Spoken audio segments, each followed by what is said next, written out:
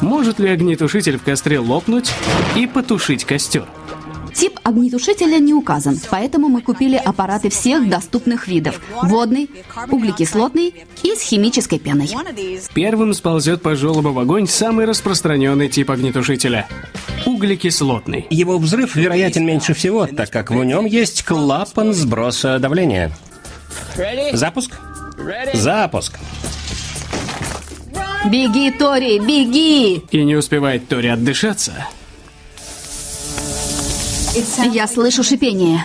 Предохранительный клапан сработал. Через четверть часа баллон опустел. Но следующий на огневой позиции – пенный огнетушитель. Теперь химическая пена. Пена, образующая водяную пленку. Запуск. Баллон с пеной. 3, 2, 1. Старт. Баллон в костре.